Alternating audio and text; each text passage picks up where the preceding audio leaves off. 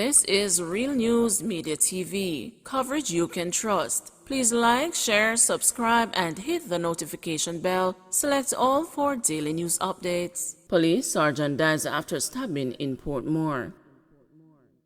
A policeman who was stabbed after intervening in a dispute on Saturday has died. The deceased has been identified as Detective Sergeant Victor Francis of the Center for the Investigation of Sexual Offenses and Child Abuse. Francis was reportedly stabbed when he attempted to part a fight between relatives in Portmore, St. Catherine. He was rushed to the Spanish Town Hospital, where he was pronounced dead.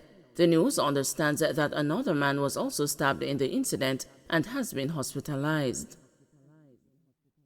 Pain and anger after 6-year-old boy dies on way home from school. Grief hung heavy in the air at Georgia Adams' house in Catadupa, St. James on Friday, one day after her 6-year-old son, Giovanni Kidd, was found dead after being washed away by floodwaters on his 4th day of school. Giovanni, a grade 1 student at Catadupa Primary School, is believed to have experienced difficulties during heavy rainfall in his community as he walked home from school on Thursday afternoon. From all accounts, the water pulled him into a stream. His body, school bag, and books were found hours later. Adams, though, is not pleased with the school, claiming that a change in the dismissal time was the reason Giovanni walked home that afternoon. "I want to know why they allowed him to come through the gate at that time. I really would like to know why the school let out the students, especially the grade 1 students, because I heard that it was raining. But when I went to the school, they told me that the rain started around 10 minutes after school ended," Adams told the news. "We didn't know that school was ending at 2 p.m. When I asked them, they said that they sent a message to us in a WhatsApp group. But I was at work and unable to use my phone, so I didn't get that information. If I had gotten that information, I could have called up here and have Giovanni picked up from school at 2 p.m., the mother said. When the news contacted Catadupa Primary School on Friday afternoon, the principal, Marcia Gordon, stated that she is unauthorized to speak to the media. Adams told the news that one of Giovanni's aunts would always ensure that he got to and from school safely. In the evening, when his auntie was ready to go back to the school for him, she couldn't find him. "We heard that Giovanni was at a shop buying sweets, and the shopkeeper told him not to go in the rain. However, he said that he was going home, so he took his bag and left," Adams said. As Adams recounted the phone call that changed her life, sniffles came from a nearby room occupied by one of Giovanni's sisters. She was the one who had prepared him for school on Thursday morning. The sister, who told the news that she was too shaken to speak, said Giovanni cried to not attend school that morning. Adams went on to relate how she had received the news of her son's death. "I was coming from work when I got a call from my daughter to say that they cannot find Giovanni, and I started to get upset. I asked her if the river came over on the road, and from I heard that the river came over, I just said that maybe he tried to cross that river," she said. "When I was on my way, a number of people were searching for him at the river. They found his bag first, and while continuing their search, they found Giovanni lying down beside a tree trunk, and his head tilting as if his neck was broken," Adams added. Jelande Gordon, another of the boy's sisters, will have a hard time recovering from the pain of losing her brother. "We had a great relationship, and I would always take things for him when I'm coming home from work, because he was very helpful. He would always help me with my baby," Gordon told the news. Catadupa resident Daniel Hardin said he was in the search team who located Giovanni on Thursday evening. The man is calling for the government's intervention as he fears for the lives of young children walking in the flood-prone community. "We need a bridge out there because that water coming down from Lapland side is not any normal water. I am literally begging the government because we cannot lose another child like this," he said. Jamaicans pulled from 4 plantations due to poor conditions and abuse. Jamaican farm workers in Canada have been pulled from 4 farms since the start of this year because of what have been deemed unacceptable conditions. According to Chief Liaison Officer at the Jamaica Liaison Services in Canada, Kenneth Phillips, it was decided to cut ties with the 4 farms because of poor living conditions, verbal abuse, inadequate working hours, and overall poor treatment of the workers. He said that all the workers were removed from and placed on new farms within days following visits by liaison officers and discussions by his team. Phillips said that pre-COVID, the JLS approved the living arrangements for workers, but due to the pandemic, liaison officers were unable to visit the farms as the visits were prohibited because of the virus. According to Phillips, once the liaison officers resumed the visits to the farms, they realized that all was not as it should be. This year, when we resumed the visitation, the officer went and found that the workers were not in the approved accommodations and the new bunkhouses did not meet our standard. Within 3 days, we removed the workers and found them new employment, Phillips told the news on Friday.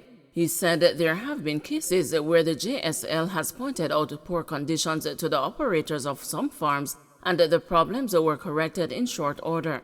In the instances where these are not corrected, then we have to act to protect the Jamaican workers because that is our mandate, added Phillips.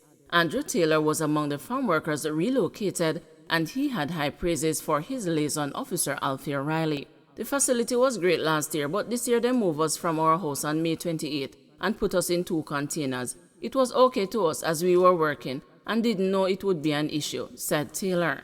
He added that once Riley visited the farm, she found their living facilities unacceptable as they had to use outhouses and the containers had no ventilation systems. She called the boss and told her our living conditions were unacceptable and told them that she was going to move us, and she did. Mrs. Riley moved us to Underhill Brothers and we were much more comfortable. We have inside bathrooms, washing machines, and our space, but it is much better than before. I can tell you that Mrs. Riley is a wonderful lady. She stood up for us to the boss. We didn't see the problem, but she did. We didn't ask her to come, but she came and she gave us our tax return and check. Saw the situation and told the boss that she refuses to have us live in these conditions, said Taylor.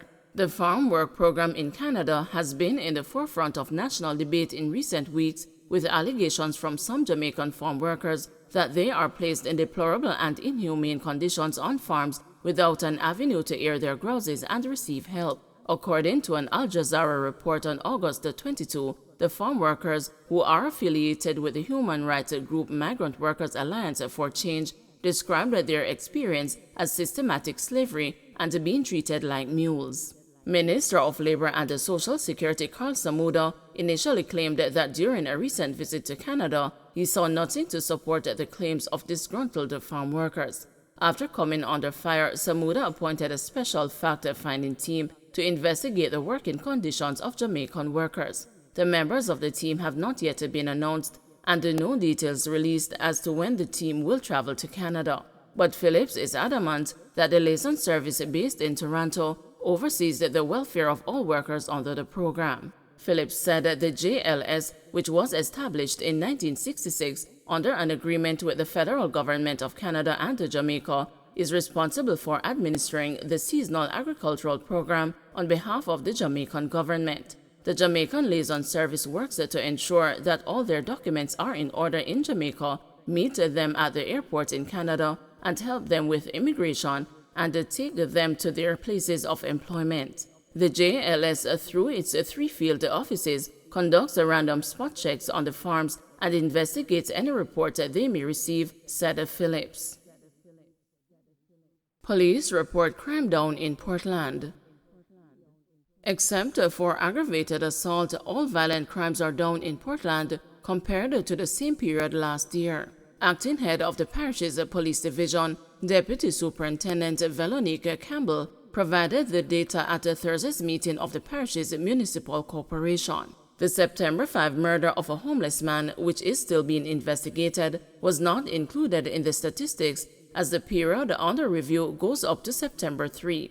Campbell did not provide detailed data for murders, but told the meeting that they are less than they were at this time last year, and that 43% of them, 6 in total, have been cleared up. Speaking about violent crimes in general, she said there were 47 less than a year ago, a 45% drop. Of the 58 violent crimes committed, 30, which is about 52%, have been cleared up. This is twice the number of serious crimes cleared up in 2021, a trend that is in line with the overall clear-up rate for the parish. Last year it was 39%. This year it is 78%. The only category of crime that is showing an increase at this point is aggravated assault, and it is up by 5 or 250%.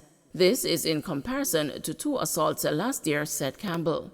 Also among the crimes that have seen a reduction so far this year are robbery, down by 11, which is a 73% drop. Break-ins at 22, a 48% decrease. Shootings fell by 5, which is a 58% decline. Larceny, 6 less instances, a decrease of 86%, and rapes, which decreased by 2, 18%.